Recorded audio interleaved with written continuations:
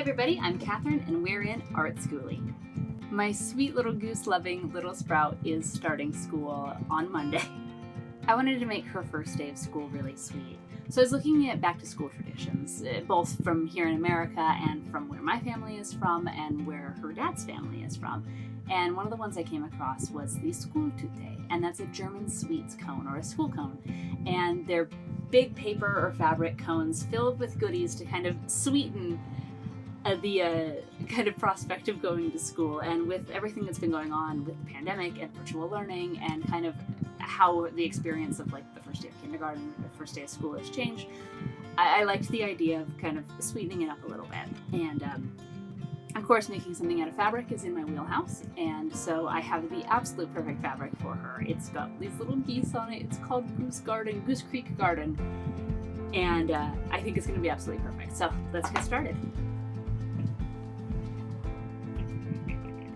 As I mentioned, the fabric I have here is called Goose Creek Garden, and it's by Poppy Cotton. I picked up the fat quarter bundle because I plan on making Little Sprout a coat in the winter, but I figured it didn't hurt to dip into it now and make something really cute out of it before I start on that bigger project. So I'm going to pick out a couple selections. I just look through all of this, and I'm going to lay them out with my pattern. Now, I downloaded the pattern. I will put the link in the description. But I'm going to be cutting it up into a couple more slices just because I want to use the whole range. I want to use a couple blues, the white, the yellow, and 2 pinks, although one will be lining, and I'll show you that later. So I've got everything laid out, and you can see that the pattern comes in 3 pieces, which is really great. You've got the top part that'll be tied, the big part that's the body, which you could put an applique or, keep as a solid print, and then the bottom cone for accent. I didn't want the geese to just be at the bottom because I didn't want them all cut off, and I didn't want them to be the main body because I will be putting her name on this. So I figured by cutting it up into a couple extra pieces, I got more variety, a lot more color, and it wouldn't be that much harder to put back together.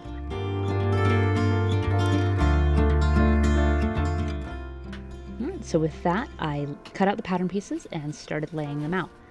This will be the bottom of the cone, and I've got this really cute little garden mix in blue here.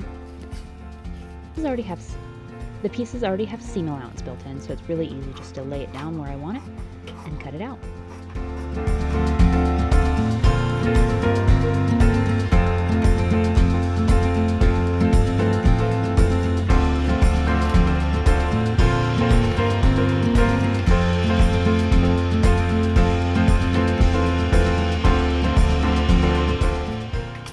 So here's the main body piece that I split into 3. So with the center piece here, I'm going to fussy cut, and that means I'm going to look at where my pattern piece sits and look at all of the patterns, in this case the geese, are sitting where I'm cutting. This way I don't end up with a bunch of decapitated geese or just a bunch of like little geese feet.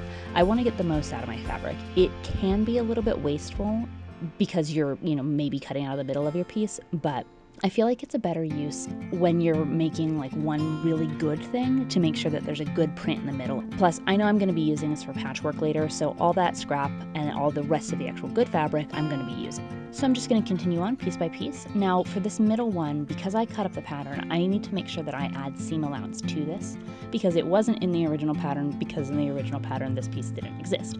So I'm adding a little bit of extra seam allowance here just so that when I put everything back together, it doesn't shrink unintentionally. This is important anytime you cut up something and you're going to kind of reassemble it. Now this one, I just need to add seam allowance to the bottom because you can see in the pattern that it still has it on the other 3 sides because I didn't mess with those. And that is the last modified piece, so I'm returning to the real pattern. This top part will be the part that gets scrunched up to be the closure. I am going to cut this out of both the fabric I want on the outside and a second fabric to act as a lining. This way I'll end up with a finished seam on top, and I'll be able to tuck the lining in later. I want it to just have a little bit more body and fullness, and then also I don't have to deal with a fussy hem at the top because I can just deal with this folded over seam.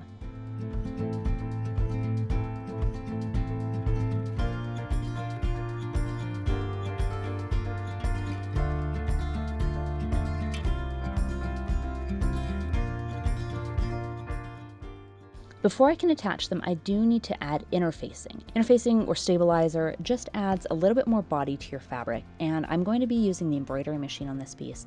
And I don't want it to pucker or wrinkle, so adding a little bit of interfacing here and then some stabilizer later will go a long way. I asked my grandma Hildegard if she had done Schultüte for her kids, and we got in a conversation about, traditions and how it was complicated politically in the 40s being German immigrants. And I understand not wanting to be targeted for your identity, and, it's both sad for the past, for people not being able to experience their traditions, and it's also sad for the future how quickly things get forgotten. And it's just something that's very universally true and sadly a problem that still exists. And I think that's one of the reasons why I want to dive back into my heritage as well, and as I get more comfortable with my identity just as to who I am and where I've come from. And I think there's a good positive change and shift in the zeitgeist where we are more accepting of worldly traditions and cultures, and we aren't just blindly judging people. But I'm excited to see that positive change continue. So this one's for you, Grandma Heidi.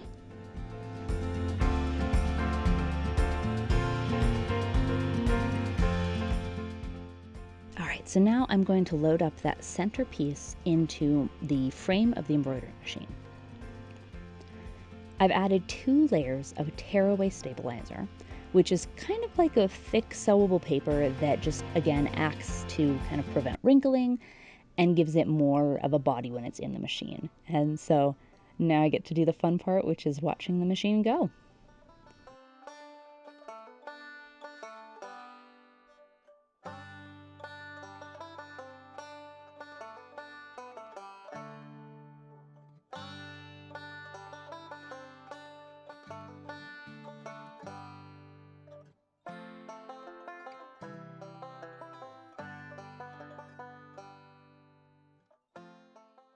Tearing this out is super satisfying, so enjoy the crinkles.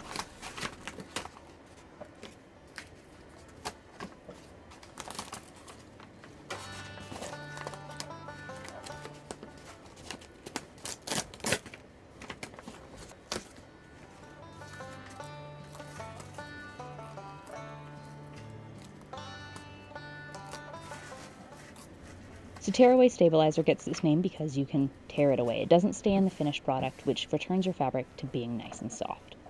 So super handy. So with the embroidery finished, I can now take all the pieces back to my sewing machine and assemble them in order. These were all done on a curve because it's going to make those beautiful rings on the cone, which can be a little tricky. So if you're doing a project like this, just take it nice and slow.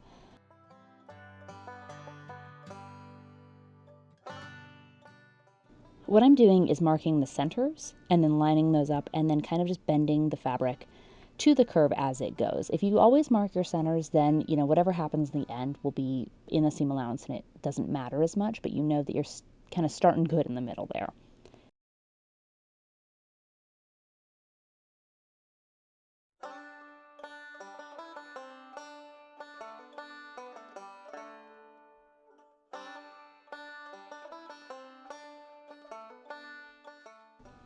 So I attached the top of the piece to the lining piece, and you can see it there. I'm then attaching that to the rest of the body of the cone pieces.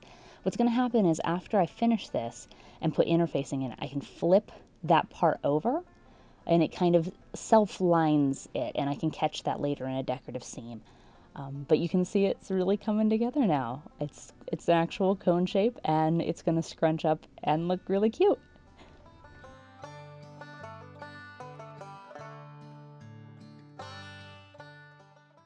So we are sewing on a curve, which means you want to make sure that you clip this curve. That's just putting in little snips that don't go all the way to the stitch line, but this allows the fabric to just bend better and the seams to sit nicer. I also thought it would be kind of fun to add some embellishments, so I went and raided the trim stash and found these pom-poms, these tiny yellow pom-poms, and just a little bit of fringe. So I'm going to sew those on real quick. So I backed it with some fusible fleece, which you can see here, and now I'm just zipping up the side seam to make it finished. This fusible fleece is kind of like interfacing, where it just adds more body and will give it kind of a cushier, more quilted feel.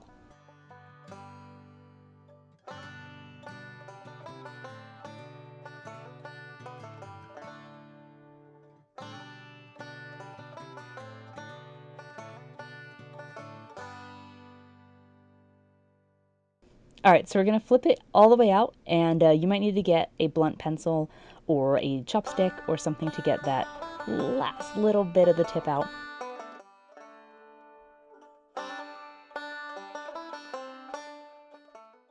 And now the cone's complete, so we can think about filling it. Traditionally, they are filled with school supplies, sweets, little toys, little trinkets. My mom, Little Sprout's Oma, she found this Playmobil that includes 2 little kids and their Schultütes. And since Little Sprout loves Playmobil, this is going to be absolutely perfect. We are still wearing our masks, and even though she won't be attending in-person school, I had the fabric out and I figured it would be really cute to make a sweet little goose mask to fit inside her school cone, just to kind of tie it all together. And that way, if things open back up and we can go on a field trip, then she has a sweet little goose mask to wear. So if you've seen my other video on how to make a face mask, which I will link to, you should be fairly familiar with the process, but just in case, I cut out the feature fabric for the front, cut out a lining, zip them together, put the sides in for the elastic, slap a nose bridge in there, top stitch it all up, and there we have a cute little goose face mask.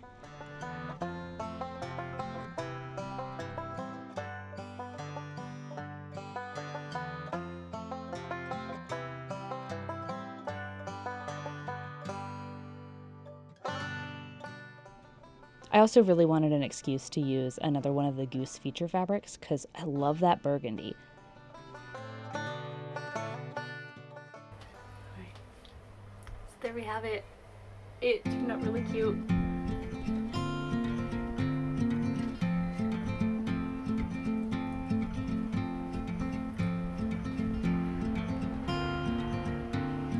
then I made our little mask. That'll go in there.